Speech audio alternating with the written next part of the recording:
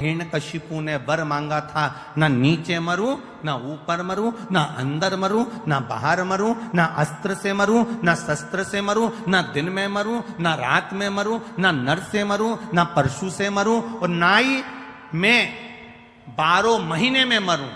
भगवान ने तथास्तु कह दिया था। और एक अधिक कर कर मेरे भगवान ने एक अधिक कर कर मल मास को प्रकट करा, अधिक मास को प्रकट करा, और अधिक मास को प्रकट कर कर उसको उस अधिक मास में नरसिंह भगवान प्रकट होकर हिरण्यकशिपु का संहार करे। गन्ने का रस जानते हो, ईख का रस, गन्ने का रस तुलसी जी के क्यारे में हाथ में लेकर 7 बार अपना नाम और गोत्र बोलकर छोड़ दो, जिंदगी में 3 साल में तो करोड़पति बनकर बैठ जाओगे। कभी लक्ष्मी की कमी नहीं। टेंशन में जिंदगी जी रहे हो तो अधिक मास की शिवरात्रि मत छोड़ना।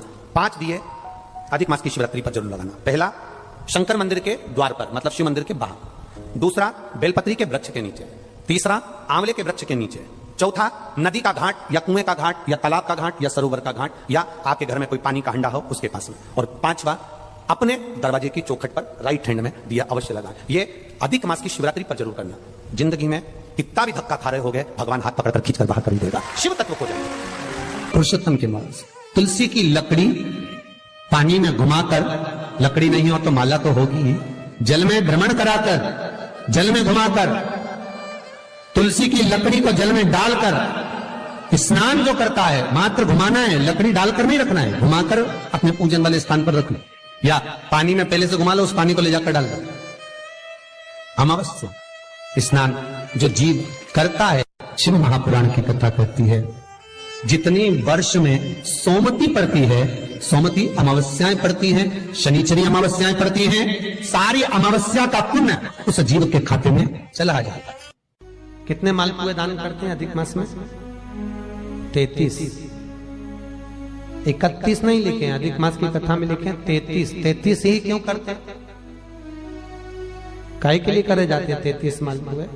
कोई महाराज जी से पूछियो कि भैया 33 ही क्यों, 31 कर दो, 32 कर दो, और मालपुए क्यों? रसगुल्ला कर दो, इमरती कर दो, जलेबी कर दो, पर मालपुए लिखे हैं अधिक मास की कथा में, मालपुए, और वो भी 33। 31 नहीं। अभी तक आपने जितने भी दान करे 21 कर लो, 11 कर लो, 108 कर लो, पर 33 ही मालपुए अधिक मास में। तो अधिक मास की कथा में यह वर्णन किया गया है कि मालपुए इसलिए दान करे जाते हैं क्योंकि मालपुए जब बनाए जाते हैं तो उसमें बारीक बारीक छिद्र हो जाते हैं। जितने मालपुए में छिद्र पड़ते हैं उतने नरकों में हमारे घर के पूर्वजों को जाना नहीं पड़ता और वो परमात्मा के धाम चले जाते हैं। इसलिए मालपुए दान कर जाते हैं, रसगुल्ला नहीं। और 33 क्यों? 30 दिन के तो 30, 31वें नंबर का मालपुआ। हमने अगर बेटी के घर का अन्न खा लिया हो, हमने बेटी के घर का अगर भोजन कर लिया हो तो उसका दोष ना लगे, इसलिए 31वें नंबर का मालपुआ दान होता है। 32वें नंबर का मालपुआ हमने ब्राह्मण और गुरु के घर का अगर कुछ खा लिया हो तो उसका दोष ना लगे, इसलिए 32वें नंबर का मालपुआ होता है। और 33वें नंबर का मालपुआ हमने किसी के घर का सूतक या सावड़ का खा लिया। सूतक सावड़ जानते हो ना आप लोग? मरे के बाद में अगर किसी के यहाँ कुछ पा लिया जाए तो सूतक का है, और सावड़ मतलब किसी के यहाँ बच्चा जन्म ले ले उसके अंतर्गत हम भोजन कर ले तो वो सावड़ का।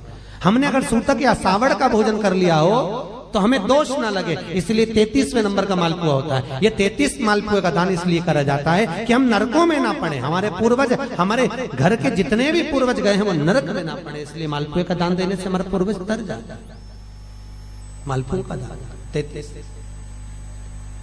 तो शिव कथा कर रही है। चंचुला ने भगवान शिव के मंदिर में बैठकर कथा का रसपान करा, और उस रसपान को करने के बाद में मन में थोड़ा सा ग्लानि उत्पन्न हुई, थोड़ा दुख हुआ, मैंने क्या कर दिया, अपना जीवन यूं ही निकाल दिया, बचपन गंवा दिया, जवानी गंवा दिया, धेड़ी गंवा दी, और बुढ़ापा आ रहा है तो वो भी यूं नष्ट हो जा रहा है। चोरी का अन्न लाते थे, मैं खाती थी, वो जीवन गया। अब थोड़ा भजन किया, वापिस गई चंचुला।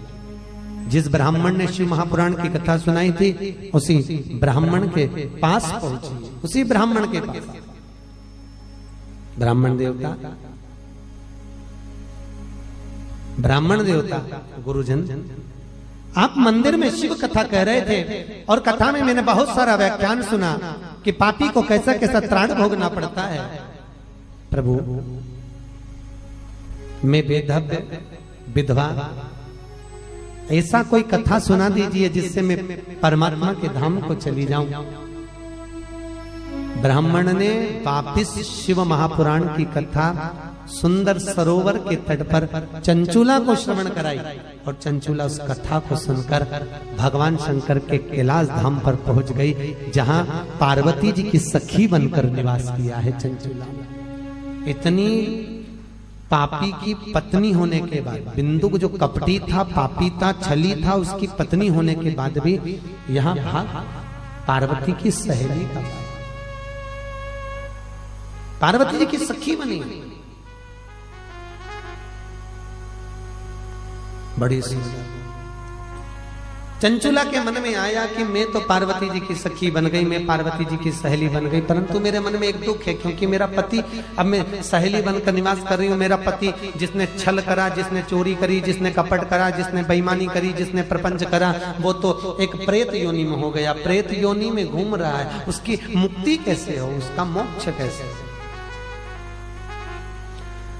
तो सूत जी सोनक जी को कह रहे हैं, उस पति के मोक्ष के लिए चंचूला ने पार्वती जी से पूछा, मां जगत जननी अम्बा, जगतधात्री मां दुर्गा, हे जगदम्बा, हे पार्वती, कुछ ऐसा नियम बता दो जिसको मैं कर कर अपने पति को मोक्ष दे दूं, प्रेत योनि से वो छूट जाए। तब चंचूला के शब्द सुने तो तुरंत पार्वती जी बोली, इसका तो एक ही उपाय है, अगर जिस कथा को मैंने शंकर जी के मुख से सुनी थी, वही शिव महापुराण की कथा अगर तेरे पति के निमित्तार्थ कराई जाए तो तेरा पति भी मोक्ष पा जाएगा, और वापिस मोक्ष पाकर तू अखंड सौभाग्य को धारण कर सकती है। अरे बोलो जम के। 26वें नंबर के मालपुए पर अधिक मास में विष्णु पुराण में लिखा है, 26वें नंबर के मालपुए पर अगर वैजंती माला को रखकर दान दे दिया जाए तो जिंदगी में कभी कमर घुटने का दर्द होता ही नहीं है, कभी जिंदगी भर नहीं हो सकता।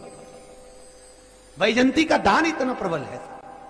वैजंती माला 26 अधिक मास में 33 मालपुए में से 26वें मालपुए पर अगर वैजंती माला का दान कर दिया जाए तो वो माला की प्रबलता से घुटने और कमर का दर्द शांत हो जाता है, समाप्त। और वैजंती माला का इतना क्रम है साहब कि घर में ठाकुर जी को बिना वैजंती माला के कभी नहीं रखना। क्यों? शास्त्र कहता है हमारे घर में अगर किसी ने टोना करा, हमारे घर में हाय लगी, नजर लगी, या हमारे घर में थोड़ी सी भी परेशानी आती है तो वैजंती माला में जो मनके होते हैं वो अपने आप फटना चालू हो जाते हैं, टूटना चालू हो जाते हैं। 3 दान है वैजंती के। कितने दान? अधिक मास में 26वें मालपुए पर दान। वैजंती का दूसरा दान हमारे यहाँ कहा गया, बैकुंठ चतुर्दशी के दिन वैजंती का दान कर देने से लक्ष्मी की घर में कभी कमी नहीं होती। काय का दान? जम के बोलो, वैजंती का। कौन से दिन? बैकुंठ चतुर्दशी के दिन। तीसरा दान वैजंती का बसंत पंचमी के दिन अगर वैजंती का दान कर दिया जाए तो उस घर में कभी क्लेश नहीं होता, सास बहू देवरानी जेठानी में अपार प्रेम रहता है। कौन से दिन? जम के बोलिए, बसंत पंचमी। 3 वैजंती के दान। पहला दान अधिक मास में कौन से मालपुआ? 26वां मालपुआ वैजंती का दान। दूसरा बैकुंठ चतुर्दशी के दान, किसके लिए है? लक्ष्मी के लिए। तीसरा बसंत पंचमी के दिन वैजंती का दान, काय के लिए? घर परिवार में प्रेम को बढ़ाने के लिए। और याद, हिरण्यकशिपु ने वर मांगा था, ना नीचे मरूं, ना ऊपर मरूं, ना अंदर मरूं, ना बाहर मरूं, ना अस्त्र से मरूं, ना शस्त्र से मरूं, ना दिन में मरूं, ना रात में मरूं, ना नर से मरूं, ना परशु से मरूं, और ना ही मैं 12 महीने में मरूं।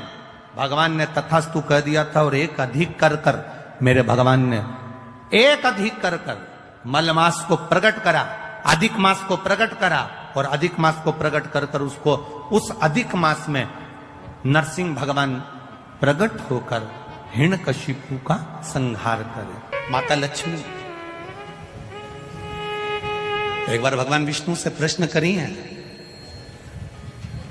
कि ये सारा ठाट भगवान नारायण आपको बैकुंठ का राज्य कैसे मिला, आप बैकुंठ के अधिपति कैसे बने, आपको जो बैकुंठ कैसे प्राप्त हुआ।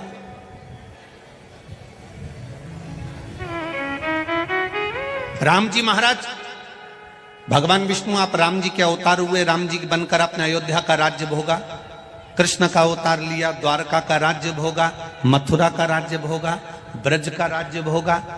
आखिर आपको ये राज्य हर घड़ी, हर पल, हर क्षण कैसे प्राप्त होते हैं, किस तरह से? भगवान विष्णु से माता लक्ष्मी ने प्रश्न करा है विष्णु पुराण के अंतर्गत, और कुर्म पुराण में भी इसका वर्णन प्रश्न किया। यह आपको सुख कैसे मिल जाता है? आपको बैकुंठ का राज्य मिल गया, आपको द्वारका का राज्य मिल गया, आपको अयोध्या का राज्य मिल गया, आपको रावण की लंका दूसरे की थी वो लंका का राज्य आपको प्राप्त हो गया। ये कैसे प्राप्त हो जाता है? भगवान विष्णु ने अपनी धर्म पत्नी माता लक्ष्मी से कहा, लक्ष्मी मैं प्रतिदिन शंकर के शिवलिंग की आराधना करता हूं। लक्ष्मी जी ने कहा, क्या नाथ मैं शिवलिंग की आराधना कर सकती हूं? क्या मैं शंकर के शिवलिंग का पूजन कर सकती हूं, उसकी आराधना कर सकती हूं? भगवान कहते हैं, भगवान विष्णु ने माता लक्ष्मी से कहा, लक्ष्मी सारे देवी देवताओं ने अलग अलग शिवलिंग का निर्माण करा, किसी ने पारद का शिवलिंग बनाया, किसी ने मोती का शिवलिंग बनाया, किसी ने स्फटिक का शिवलिंग बनाया, किसी ने स्वर्ण का शिवलिंग बनाया, किसी ने हीरे का शिवलिंग बनाया, किसी ने पन्ना का शिवलिंग बनाया। तुम्हारी मर्जी पड़े, तुम वो शिवलिंग का निर्माण करो। माता लक्ष्मी ने सुंदर आनंद के साथ एक पुखराज का शिवलिंग का निर्माण करा और सुंदर माता ने उस शिवलिंग की आराधना और पूजन करना प्रारंभ कर दिया। अब क्या मिला माता लक्ष्मी जी को? लक्ष्मी जी को मिला क्या?